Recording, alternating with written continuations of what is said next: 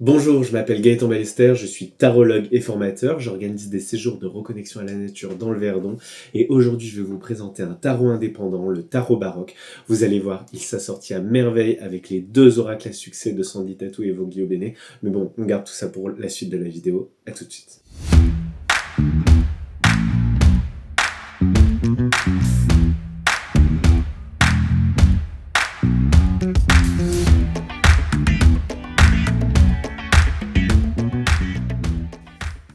Alors, le tarot baroque, c'est un tarot qui m'a fait...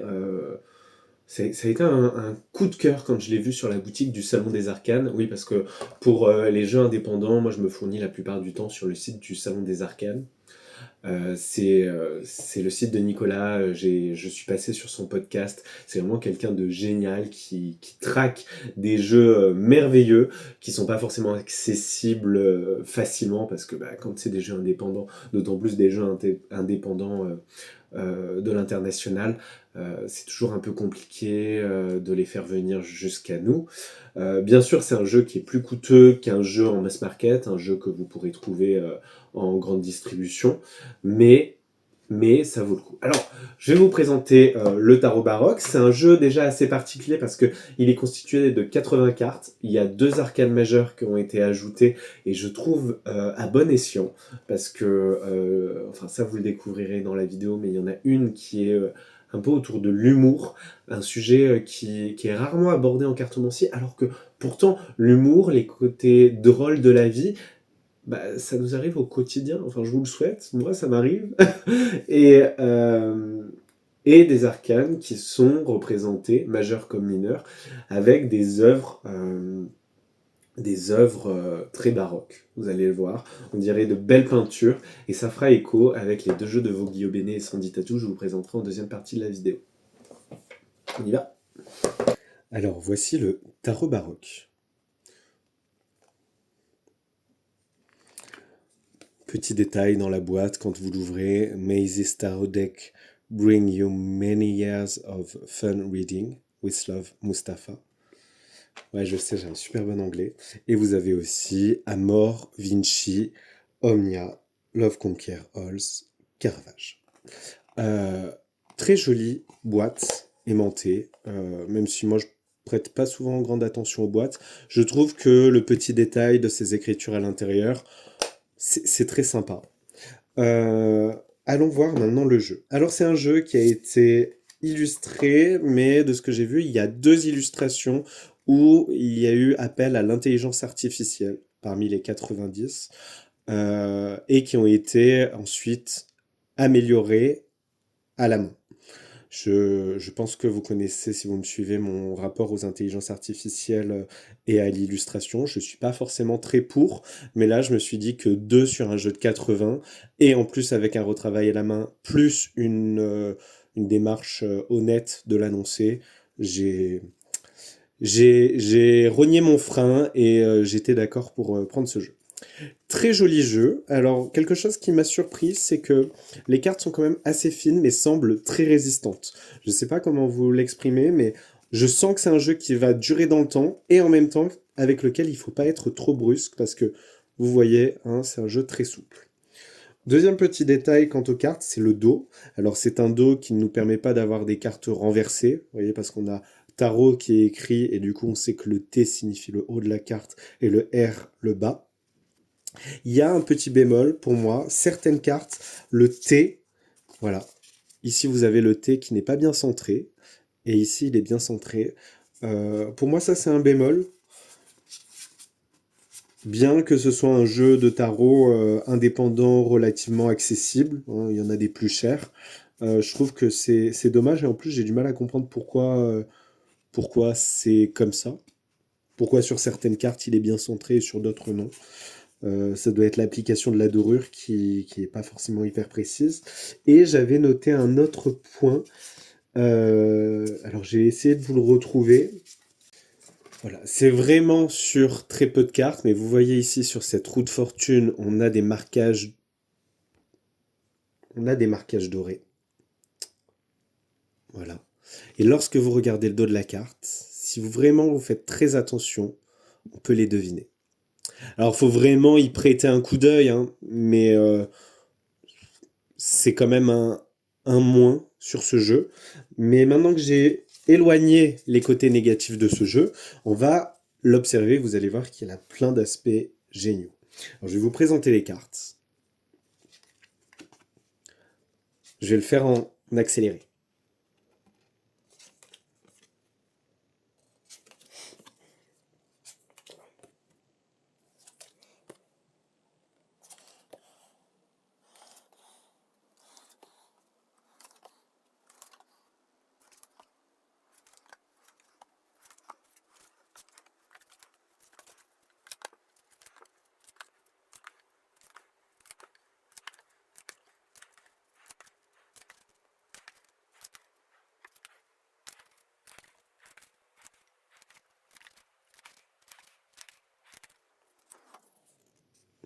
Voilà, donc là, on a les deux cartes originales du jeu.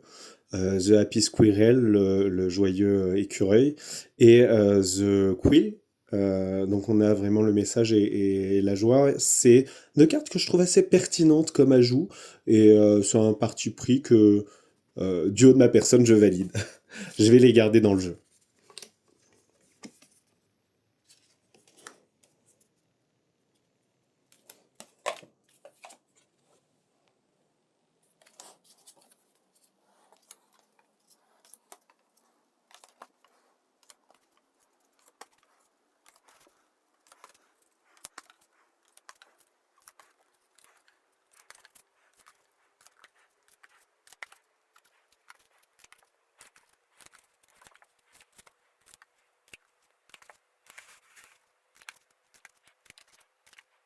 C'est un jeu basé sur un système Rider-Waite-Smith. Donc vous avez toutes les cartes, les arcanes majeures comme les arcanes mineures, qui sont illustrées de scénettes, donc qui sont accessibles, faciles à comprendre. Je le trouve d'ailleurs vachement fidèle à la composition d'un Rider-Waite-Smith, donc très accessible.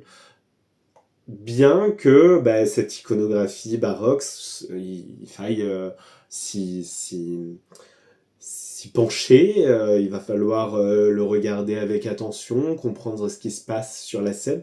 Mais bon, moi je le trouve très très très lisible. Et ce que je trouve super chouette, et ce que j'avais dans un coin de ma tête en l'achetant sur le Salon des Arcanes, eh bien c'est que j'ai eu un grand coup de cœur ces dernières années pour le Dis-moi que tu m'aimes, un oracle de Sandy Tatou et Vogue Guillaume. Et le dernier né, enfin celui qui est arrivé l'année dernière, euh, c'est le codex. Alors ici, vous avez un oracle qui est plus pour le côté cœur, hein, le dis-moi que tu m'aimes, et le codex qui est plus sur la vie professionnelle et sur la vie matérielle, l'argent.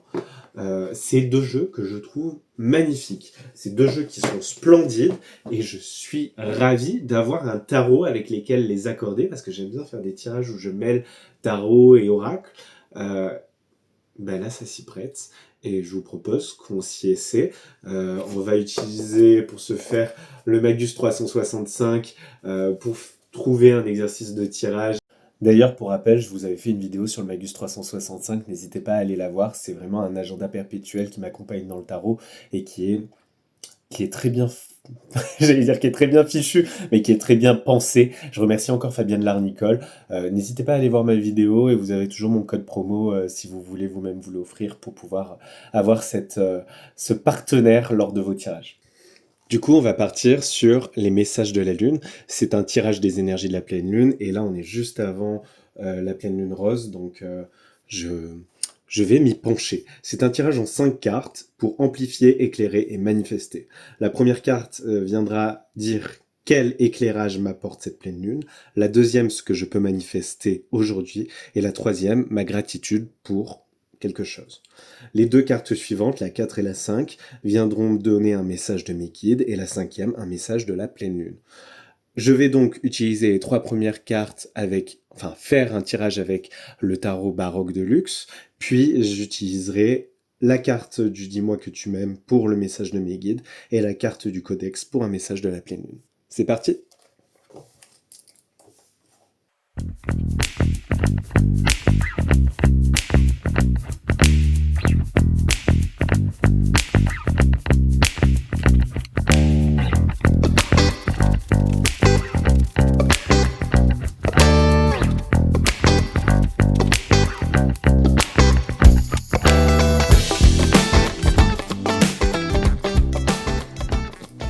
Quel éclairage m'apporte cette pleine lune?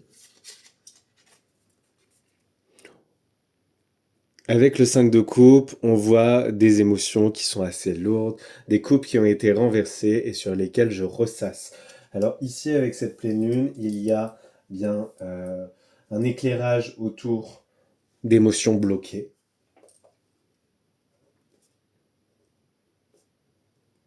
Donc des émotions bloquées, ressassées.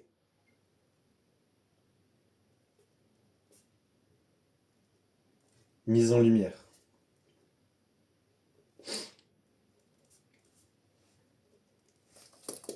Ce que je peux manifester aujourd'hui avec cette seconde carte, on a le 4 de denier, le 4 de pièces. Avec ce 4 de pièces, on voit que on peut manifester une forme d'épargne, une forme d'économie, de possessivité. Alors, manifester une forme d'épargne, une forme de possessivité, d'une certaine manière, c'est ce que je suis en train de faire dans cette vidéo. Je vous montre ce que je possède, je vous montre cette nouvelle acquisition, je la partage, mais je la partage sans véritablement m'en déposséder. Je suis là à manifester, à représenter ce que j'ai. Ce magnifique tarot baroque.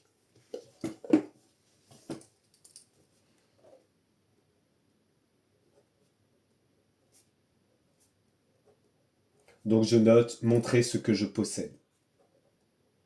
Et quand je dis montrer ce que je possède, je parle véritablement de choses matérielles.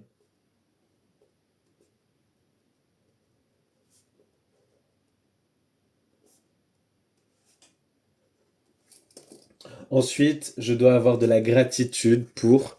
Et là, on a The Happy Squirrel, le joyeux écureuil. Donc finalement, on est à avoir de la gratitude pour tous ces moments de joie, pour tous ces moments d'humour, pour tous ces moments bah, drôles de la vie. Et là, en voyant cette carte, je ne peux pas m'empêcher de penser aux éclats de rire de mon fils. Donc j'ai beaucoup de gratitude pour ça. De la gratitude pour la joie, pour les moments de rire. Et je vais même marquer pour le rire de mon fils.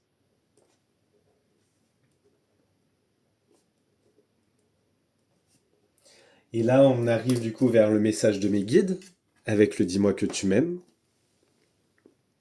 Le message de mes guides, ici, il y a les efforts, la fatigue et la lassitude. Cette carte avec le dis-moi que tu m'aimes, c'est un message qui vient souligner sans doute que il faut persévérer, même si en ce moment il y a de la fatigue, même si en ce moment je suis lasse, parce qu'on a quand même les efforts, que il faut... C'est un message d'encouragement d'une certaine manière. Oui, il y a de la fatigue, oui, il y a de la lassitude, oui, il peut y avoir une forme de découragement, mais on va continuer.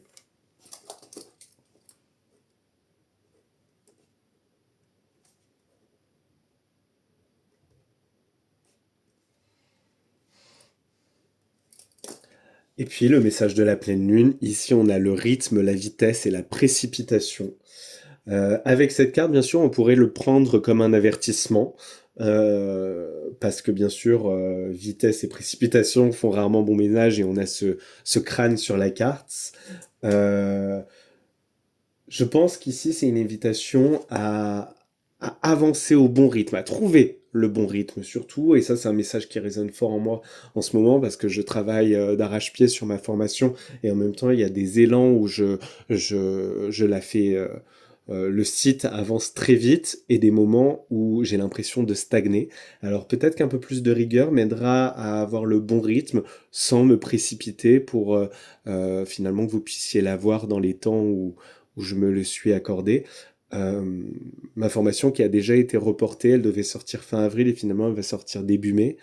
Euh, Ici, c'est une invitation sans doute à mieux organiser mon emploi du temps pour avancer tout en douceur dessus et avec autant de précision que je le souhaite.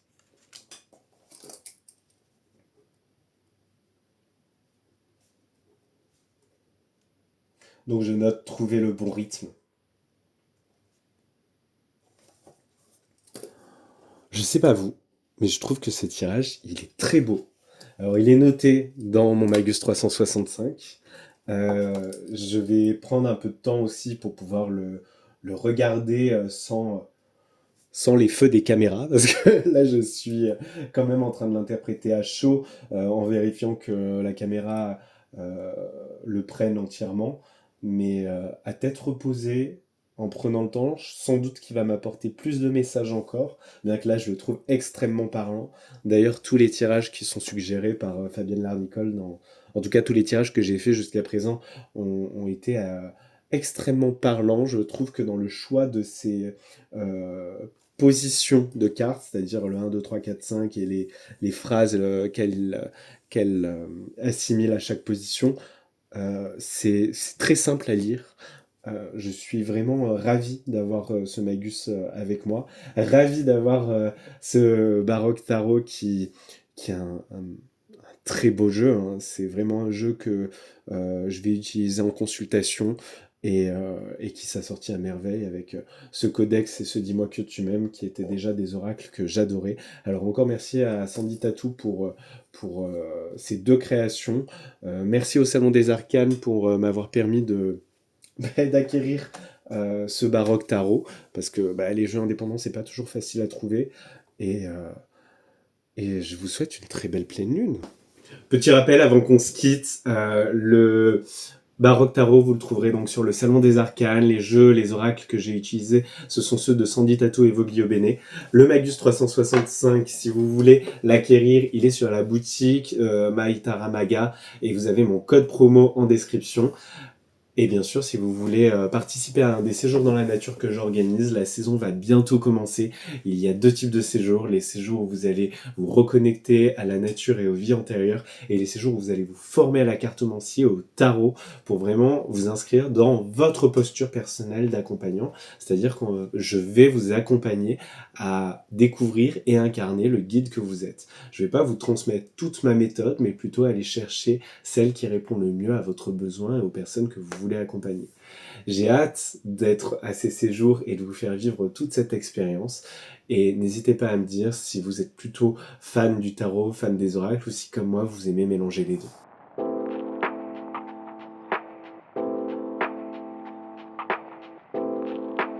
Baroque Tarot.